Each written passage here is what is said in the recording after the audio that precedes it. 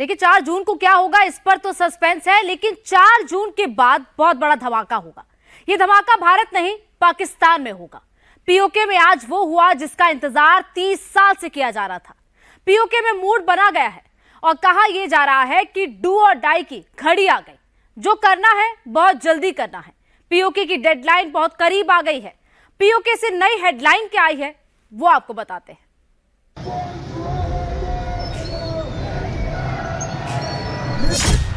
PoK में ऐसा क्या हो रहा है जो पाकिस्तान दुनिया से छिपा रहा है?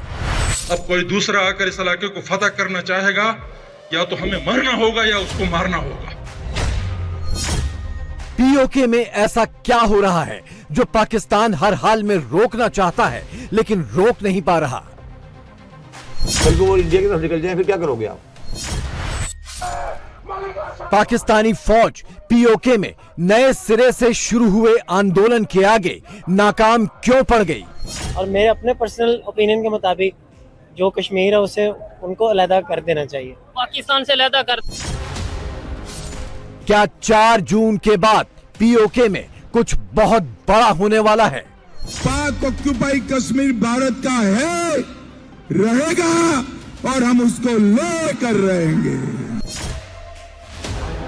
28 मई को पाकिस्तान अपने एटम बम की 26वीं सालगिरह मनाने में मशगूल था, लेकिन यह पाकिस्तानी एटम बम खुद उसके कब्जे वाले कश्मीर में ही बेअसर हो गया।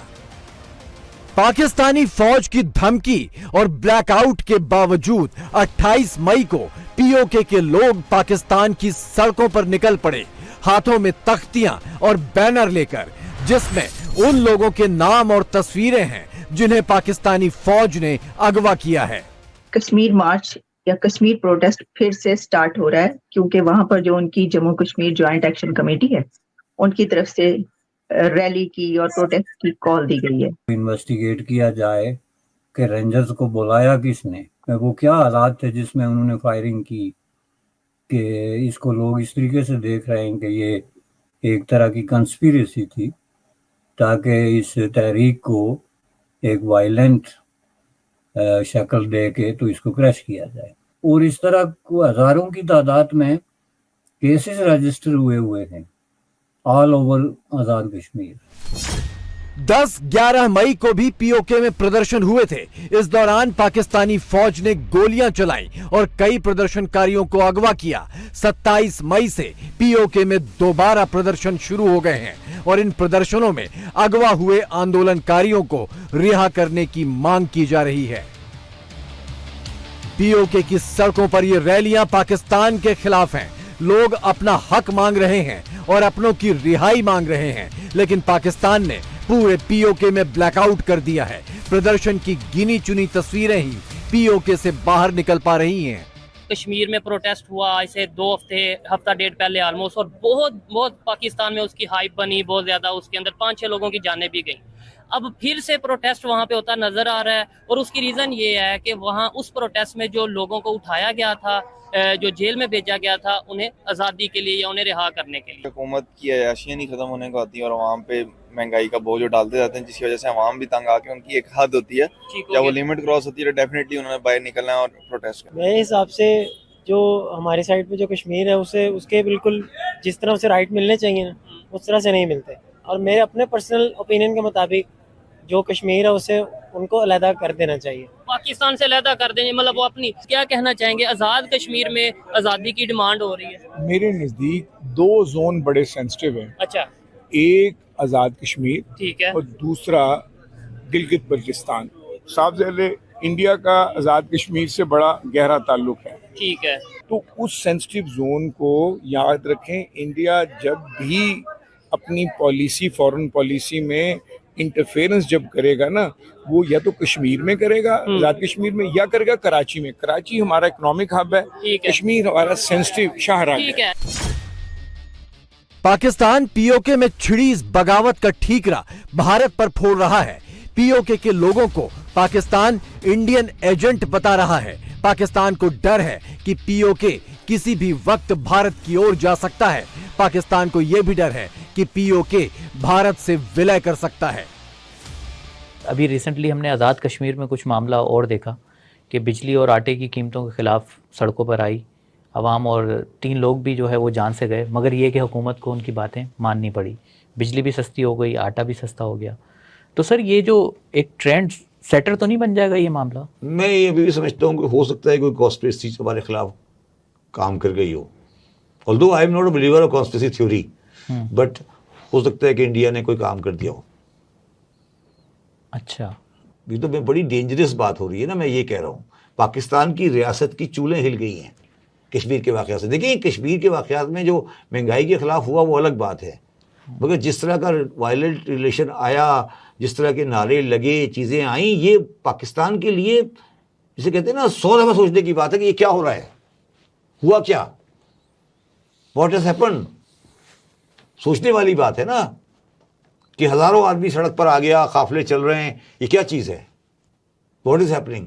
कल को वो इंडिया की तरफ निकल जाए फिर क्या करोगे आप? मुजफ्फराबाद से वो इंडिया की तरफ निकल जाएं कि हम कश्मीर को मिला रहे हैं, फिर क्या कर लेंगे आप? पाकिस्तान पीओके में अपनी नाकामियों का ठीकरा भारत पर फोड़कर बचना चाहता है।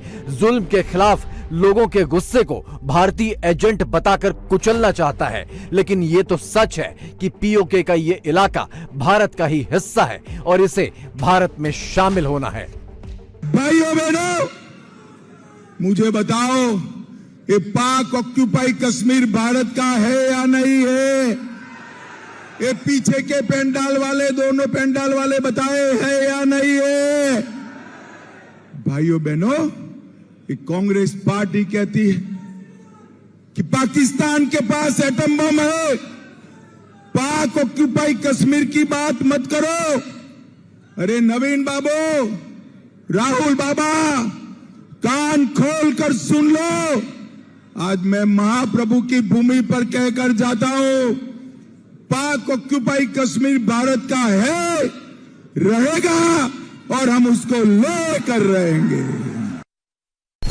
पाकिस्तानी एटम बम की हैसियत देखिए। पीओके के गिलगित बाल्टिस्तान इलाके की असेंबली में बाकायदा पाकिस्तान को चेतावनी दी गई है। असेंबली की कार्यवाही के दौरान पाकिस्तान से आजादी के भाषण दिए गए, जबरन कब्जे पर मरने मारने की चेतावनी दी गई। इस इलाके के अंदर दहशतगर्दी के जत्थे हैं और कलशनकोफ के साये में सब कुछ होता है। अगर ऐसा ही करना है तो हम लॉ मेकिंग को छोड़कर आर्म मेकिंग कोई चीज बनाएंगे। इस तरह हम इस इलाके के अंदर चलेंगे। हम अपने आप को तबाह नहीं कर सकते, हम अपनी नस्लों को बर्बाद नहीं कर सकते। अब कोई दूसरा आकर इस इलाके को फतह करना चाहेगा, या तो हमें मरना होगा या उसको मारना होगा। वो भी अच्छी तरह जान ले कि हम यहां कोई खरीद के झोंपड़ियां बनाकर नहीं रहे हैं। अब कोई दूसरा आदमी तलवार या डॉलर लेकर आता है तो उस तलवार को तोड़ना और उस डॉलर को उसके मुंह में दबाकर वापस भेजना हम अच्छी तरह जानते हैं। अब अल्लाह की कसम हम बर्दाश्त नहीं करेंगे, हम बर्दाश्त से निकल चुके हैं। पीओके पर काबू पाने के लिए पाकिस्तान कट्टरपंथियों का सहारा ले रहा है। पाकिस्तान से पीओके में मौलवियों की टीम भेजी गई है। ये मौलवी इस्लाम के नाम पर लोगों को भड़का रहे हैं, भारत और हिंदुओं के लिए पीओके में जहरीले भाषण दे रहे हैं। ये वो ही लोग हैं जिन्होंने 1946 और 47 में जो पंजाब से आए थे और इन्होंने यहाँ आके हमारी पुरअमन रियासत में जहादी और दहशतगर्दाना नैरेटिव, कम्युनल नैरेटिव फैलाकर हमारी रियासत के अंदर जो है वो हिंदू मुस्लिम फसाद की जड़ रखी और आज तक ये पाकिस्तानी मकबूजा जम्मू कश्मीर में बैठे हुए हैं और पाकिस्तान की सहूलतकारी कर रहे हैं। लिहाजा इसका मुकम्मल बाइकाट करने का कहा गया और ये भी कहा गया कि इन लोगों को पहचाने, ये हम में से नहीं है, ये धोखेबाज हैं। कट्टरपंथी चाल पाकिस्तान का पुराना हथियार रहा है, लेकिन पीओके में ये हथियार भी बेकार हो चुका है, क्योंकि स्थानीय लोग 1947 में हिंदुओं के कत्लेआम पर अब तक पछता रहे हैं।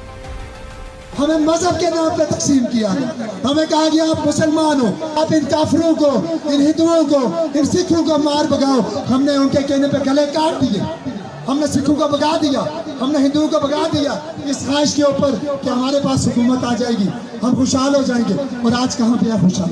आज हम बुनियादी इंसानी जरूरतों के लिए आज रोडों पे मौजूद है, चौकों चौराहों पे मौजूद है।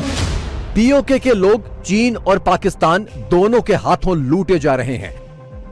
गिलगित बाल्टिस्तान से चीन का सीपैक गुजरता है। विकास के झूठे ख्वाब दिखाकर लोगों से उनकी जमीनें ले ली गईं। ये जमीनें चीनी कंपनियों को दे दी गईं, लेकिन पीओके में न तो विकास आया और न अब तक जमीन का मुआवजा मिला।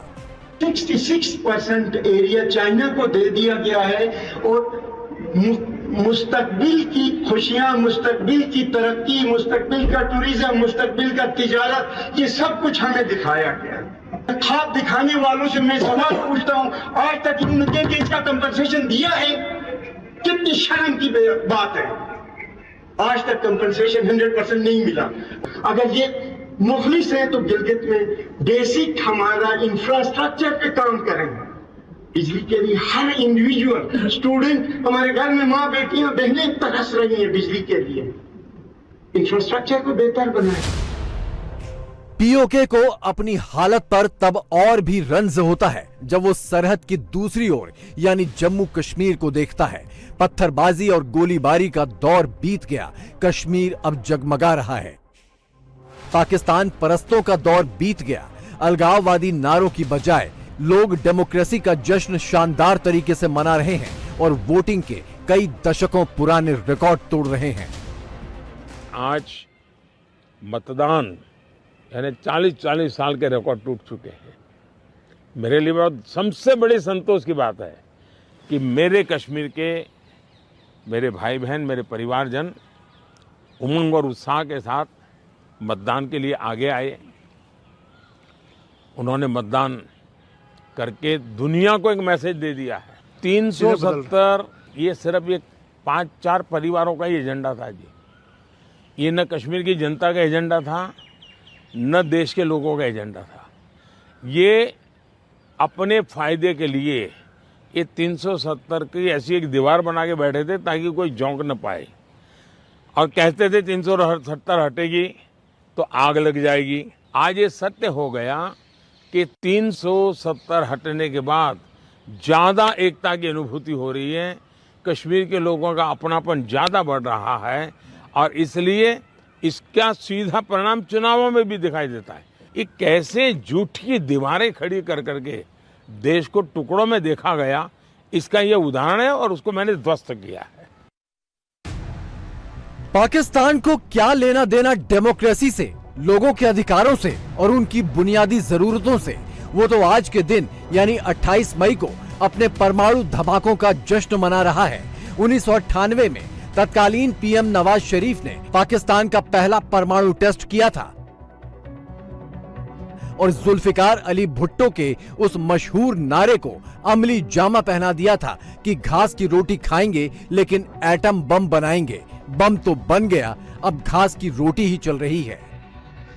28 मई 1998 को पाकिस्तान जो है एक एटमी पावर बना था, हमने न्यूक्लियर बॉम्ब बनाया था। तो 26 साल बाद हमारी गवर्नमेंट को याद आया कि क्यों ना इस दिन को पूरे पाकिस्तान को छुट्टी दे दी जाए। जो हम एक न्यूक्लियर स्टेट है, न्यूक्लियर कंट्री है, मुल्क के हालात तो देख के नहीं लगता कि ये ग्रेट डे है लोगों के लिए। अवाम ने न्यूक्लियर तो नहीं खाना, अब अवाम के जो बच्चे हैं वो न्यूक्लियर के ऊपर तो नहीं पलने हैं। अवाम को एग्जिस्टेंशियल क्राइसिस से क्या लेना देना जब वो वजूद में हो के भी इस कदर जी रहे हैं कि जैसे वो उनका हर दिन एक अजियत का है। बम के साथ साथ पाकिस्तान का एक और पसंदीदा शक्ल है आतंकवाद। लेकिन अपनी जमीन पर दशकों से आतंकवादी पाल रहा पाकिस्तान आज सहमा हुआ है, क्योंकि उसके चहेते उसके घर में ही एक एक करके लुढ़कते जा रहे हैं। पाकिस्तान पूरी दुनिया में शोर मचा चुका है, उसे घर में घुसकर मार रहा है। याद करिए 2014 के पहले जब कांग्रेस और समाजवादी पार्टी की सरकारें हुआ करती थी, आतंकी वारदात होती थी, कहते थे इन आतंकवादियों के खिलाफ कार्रवाई करो, तो ये लोग कहते थे आतंकवादी सीमा पार के हैं, सीमा पार के हैं।